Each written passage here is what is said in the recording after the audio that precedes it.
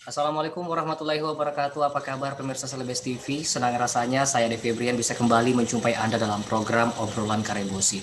Pemirsa, di Kota Makassar dengan adanya sistem pemerintahan yang silih berganti diisi oleh pelaksana tugas, banyak jabatan yang masih kosong, akhirnya jelang mutasi pejabat Pemkot Makassar akan dilangsungkan. Tapi banyak yang meragukan atau menyoroti kapasitas atau kapabilitas dari panitia seleksi. Dan saat ini kita sudah terhubung bersama dengan Ketua Fraksi Golkar DPRD Kota Makassar, ada Bapak Abdul Wahab Tahir.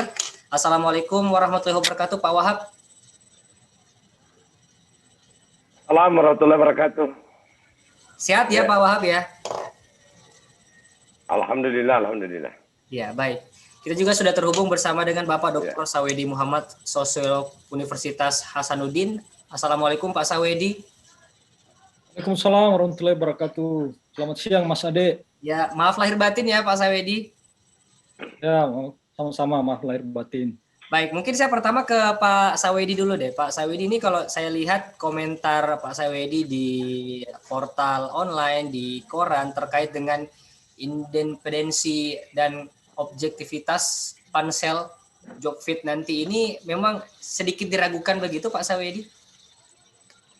Sebenarnya yang saya maksudkan dalam komentar saya di koran Sindo ya tepatnya ya.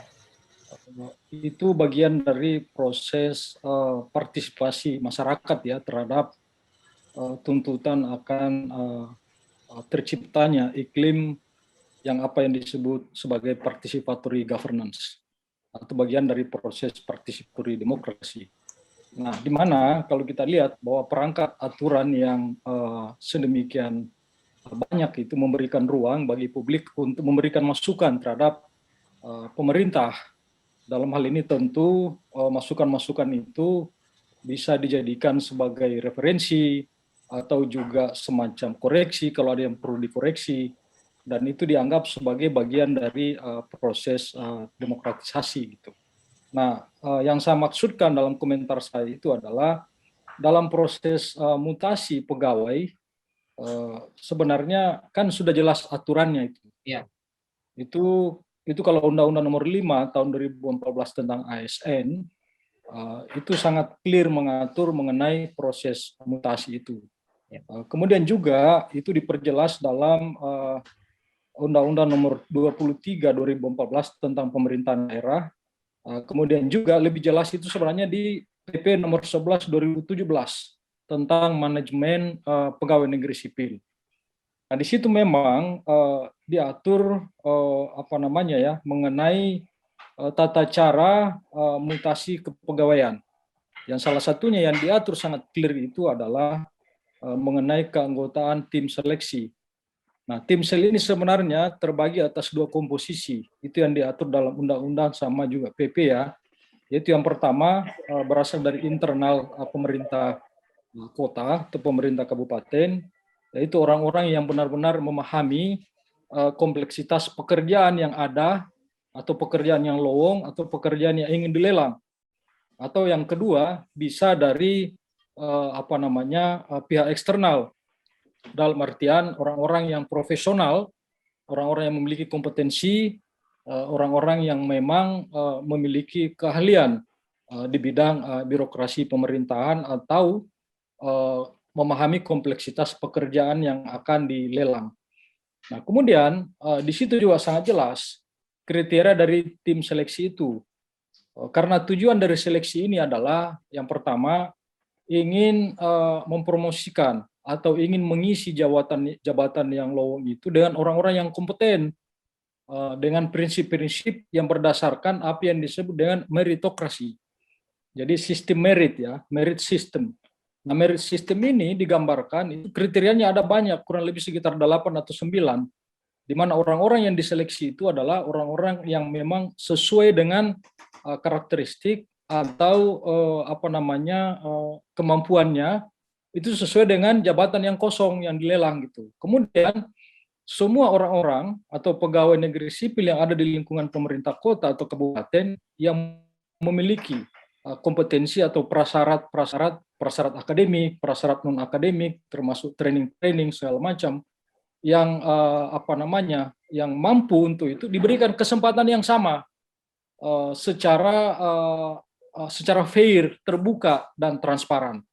Nah, olehnya itu anggota tim selnya juga harus senafas dengan ide promosi itu tadi, memberikan kesempatan kepada semua anggota pegawai negeri sipil untuk ikut dalam partisipasi lelang jabatan.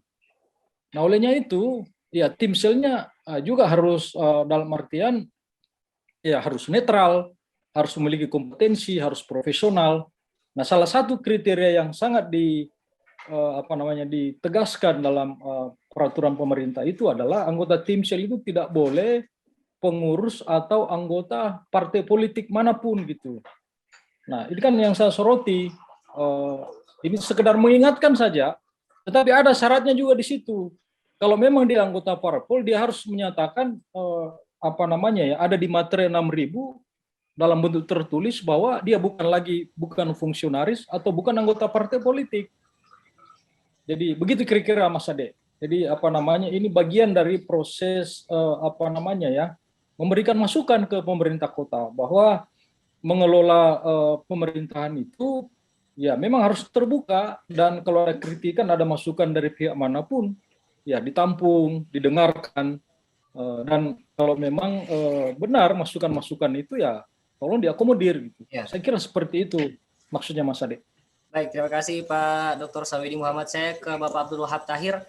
Pak Wahab, ini kalau dilihat dari sistem pemerintahan Kota Makassar yang banyak jabatan-jabatan yang lowong diisi oleh pelaksana tugas sebelumnya. Nah, nanti akan ada mutasi jabatan Pemkot. Banyak yang menyoroti atau meragukan sih sebenarnya nih Pak Wahab, apalagi keterlibatan kader-kader partai politik di dalamnya. Pendapat dari Pak Abdul Wahab melihat hal ini seperti apa? Ya, kalau saya sih sebenarnya pakai pendekatan persepsi kita itu harus jelas dasar aturan mainnya kan. Ya. Kalau aturan mainnya tidak memungkinkan melibatkan orang-orang partisipan dalam konteks partai politik, ya kita harus tegas pada aturan itu. Yang sedikit menggelitik karena ternyata kemudian job fit ini mendapat izin gitu, dari Komisi Aparatur Sipil Negara, sehingga apa yang disampaikan oleh Pak Dr. Soedi tadi dalam perspektif aturan ini juga menjadi sedikit gamang ya. Ini kok dalam gambaran Pak Dr. Soedi tadi kan ada gambar ada potensi pelanggaran aturan.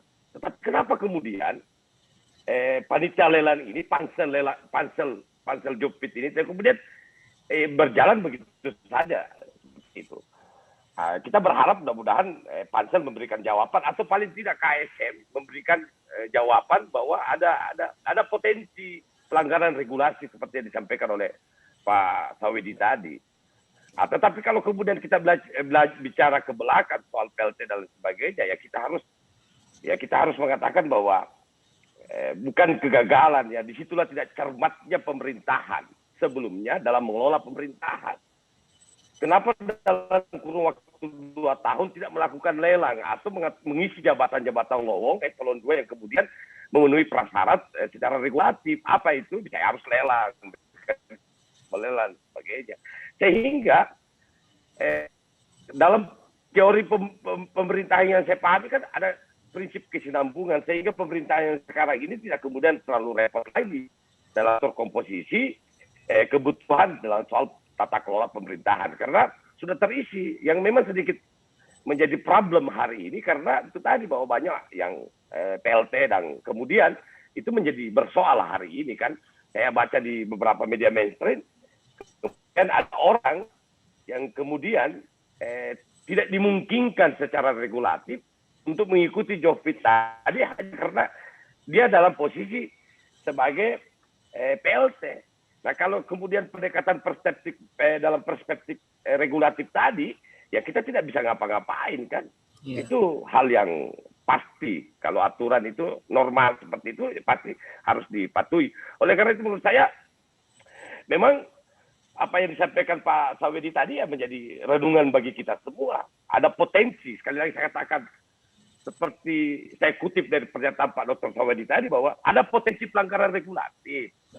Seharusnya kalau memang ada seperti itu, harus ada jawaban, ada penjelasan resmi baik dari Pansel maupun dari Komisi Aparatur Sipil Negara soal atau Kementerian Dalam Negeri dalam hal ini soal-soal sebagai tempat yang memberikan izin sehingga dilaksanakannya job fit tadi ini. Saya kira seperti itu perspektifnya. Ya kalau kita mau bicara ke belakang kenapa banyak PLT ya jawaban saya tegas. Pemerintahan kemarin itu tidak terlalu cermat dalam mengelola pemerintahan sehingga 2 tahun itu berjalan.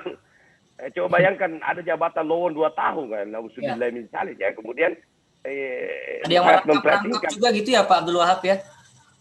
Ya merangkap bahkan ada 1 orang itu jabatannya lebih dari 2 kan? Ya. Itu dalam praktek pemerintahan 2 tahun yang terakhir. Oleh karena menurut saya ini kita harus introspeksi diri lah kepada semua pihak bahwa ada perilaku yang kemudian memang harus segera dibenahi dalam soal tata kelola pemerintahan kita. Saya pikir seperti itu. Kalau mau bicara ke belakang, aduh jauh sekali nanti nih.